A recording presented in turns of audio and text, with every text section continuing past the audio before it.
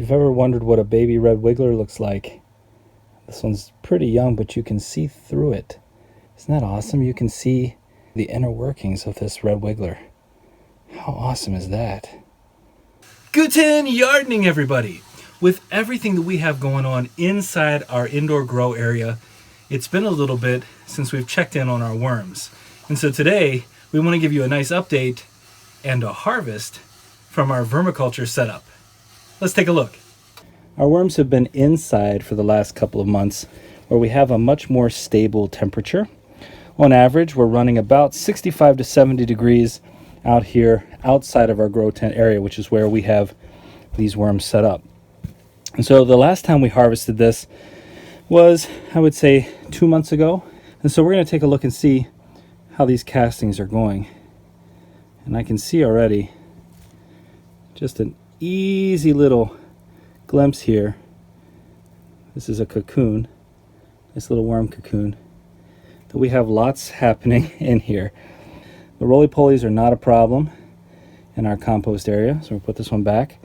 So I'm just going to pull back the surface here a little bit and see if we can get an idea of how many are in here. I'm going to go down just a little bit deeper because the lights here, the light's shining, is probably pushing them down a little bit. But you can see, I'm just going to go right down here. Let's take a look and see how they look. They are bigger, I would say, the same size, if not bigger, than when we brought them down here. There is plenty of life in these. These are wonderfully healthy red wigglers. Let's take a look at this one. Look at that. These are beautiful worms doing some amazing work for us. Look around here. Look at these castings. Now you're going to notice there is some what appears to be vermiculite in here. And the reason for that is because in addition to what we've been feeding them, just the regular scraps, fruits, peels, etc. from the kitchen, we've been taking the microgreens that we've finished with, the ones that have been harvested off of, have now died back, and instead of just throwing those out into our compost outdoors, we've been composting them inside. And one of the things I noticed, I put a couple of these in here recently, and the next day I came in here and I picked it up, and it was packed with worms. So they clearly enjoyed what was up in here. They clearly enjoyed the nutrients provided by these microgreens. So we're not wasting anything, waste not, want not, yeah? All right, let's dig a little bit further in here.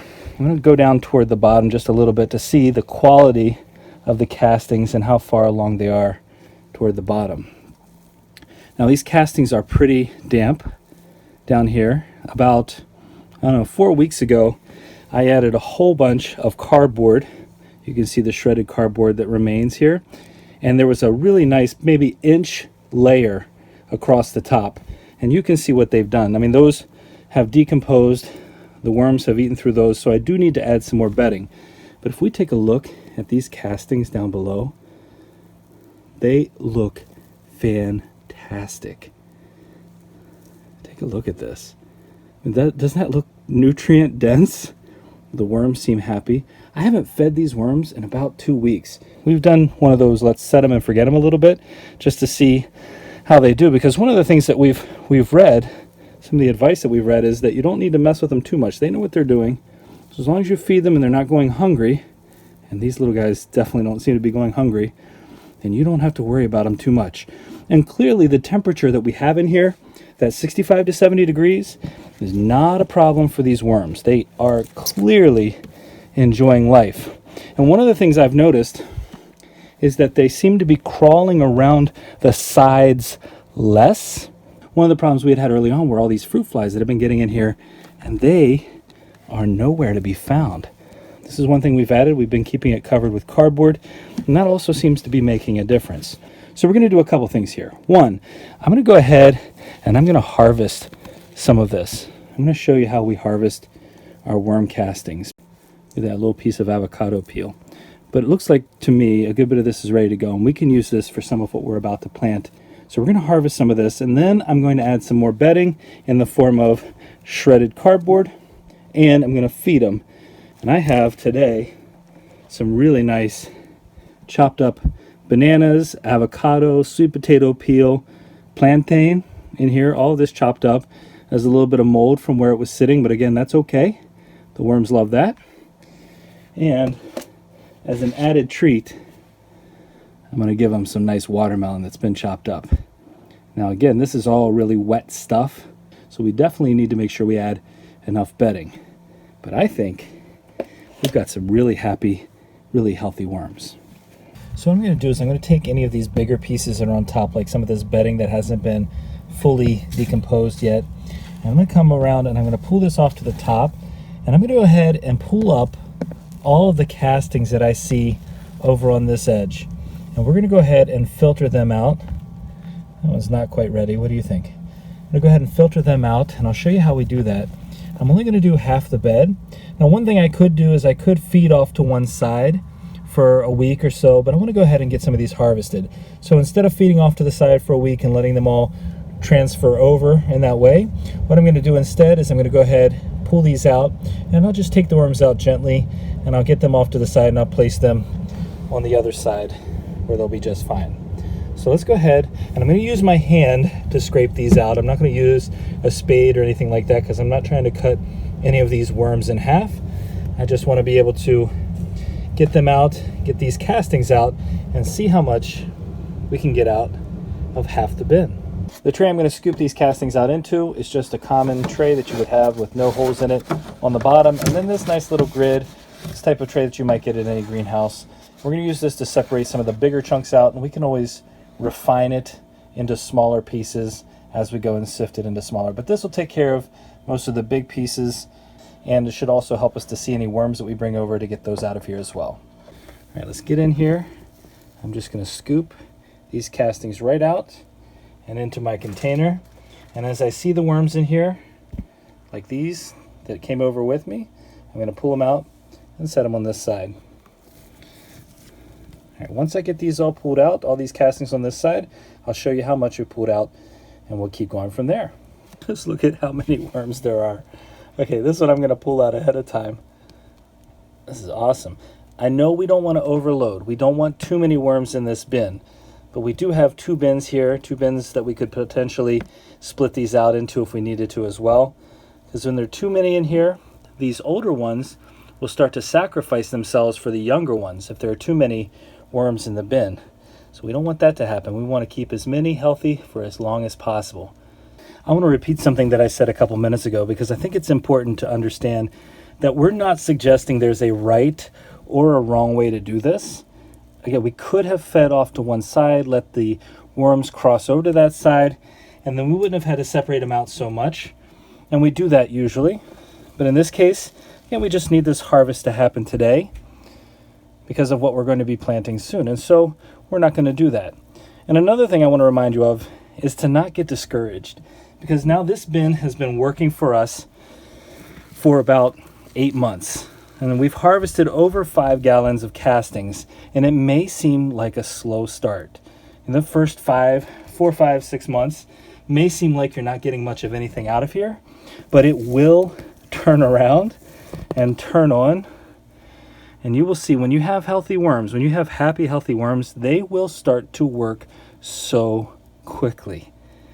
And these guys are extremely happy. All right, that's the last bit that I'm going to pull out of here. It's about half of the bin, give or take. I'm going to spread this out, spread it back over, get this cardboard up so it's nice and flat. And I'm going to add back to this now. I'm going to add some more bedding. I'm going to feed them. I'm also going to add some eggshells and maybe some coffee grounds because we haven't added too much of that. And then we'll let this continue to do its work. Well, that half a bin filled this tray up entirely. Filled it to overflowing. You can see it's like a mountain of worm castings. So I'm going to take a couple minutes to clear out the worms that are in here, and then we're going to start sifting, and you'll see just the quality of these castings that these worms are creating. All right, it took me about 10 minutes to clear the worms out of here. I separated it out into a different container. So what I'm going to do is I'm going to pour some of these into our screen. Just some. I'm going to leave plenty of room to mix around. And I'm going to go ahead and try to sift some of these out. I'm just going to move it back and forth right over top and let it sift through right underneath. Any of these really big pieces are going to be sifted out. If there are any cocoons or anything like that down in here, I'm not going to worry about taking those out. I don't mind if a few more worms are born in this casting, because where we're going to plant it, and that's never going to be a problem if there's some extra worms doing some work. Oh, and here's a worm that I missed. All right, so we have some bigger pieces here on top that have stayed out. Nice big piece of avocado skin. Let's see what it looks like underneath. Some really nice castings here. And we're going to let these castings air dry.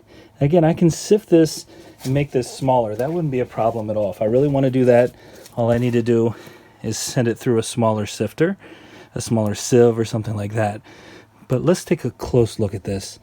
Look at how dark and rich these castings are. Doesn't that look absolutely fantastic? I'm going to go ahead and sift out the rest, and I'm going to take these big pieces, and they're going right back into the worm bin for further processing. It took me about 20 minutes to sift all this down, and it's not as fine as we can make it. I said that already. This stuff is very well processed. These worms did a wonderful job. You can see that right here. These castings are ready to go. Again, we're going to let them dry out just a little bit. Just a little bit. We're not going to let them dry too much because we don't want any of the microorganisms inside to die. But this is going to work nicely as part of our potting mix for some of the vegetables we're going to start for the spring. Well, these worms really took care of us this time around, and they've been doing that for 8 months. We started with 1,000, and based on what I'm seeing in here, they have multiplied. So we're going to go ahead and do our best to continue to take care of these worms. I'm going to give them some nice food, and since I harvested, I'm just going to spread it all over. We're not going to be harvesting for a while. Some delicious watermelon in here. Some of our scraps from our garden, from our kitchen, spread all out in here. And I'm going to go ahead and add some eggshells, which we pulverized in an old blender we have. Some nice grit in here. These worms really help break these down a lot better too. And some coffee grounds. I'm not going to go overboard with these. Don't need too many in here. Some nice coffee grounds. Again, we got some good grit.